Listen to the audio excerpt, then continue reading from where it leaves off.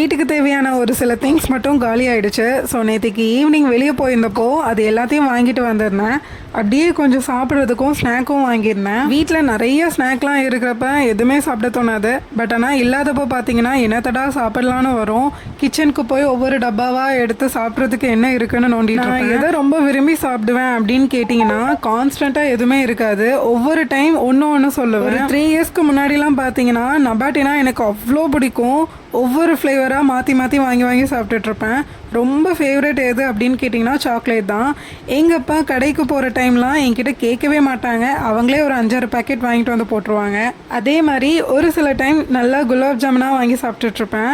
சில டைம் ஐஸ்கிரீமாக வாங்கி சாப்பிடுவேன். அதே மாதிரி இப்போ வந்துட்டு கேக்காக தான் சாப்பிட தோணுது. லஞ்சுக்கு ரசம் வைக்கலான்னு தான் ஃபஸ்ட்டு பிளான் பண்ணியிருந்தேன். அப்புறம் தான் ஞாபகம் வந்துச்சு இன்னைக்கு கார்த்திகை மாத பிறப்பு இல்லையா. ஸோ அதனால் லஞ்சுக்கு சாம்பாரும் உருளைங்காய் பொரியலும் வச்சு நல்லா சாப்பிட்டாச்சு.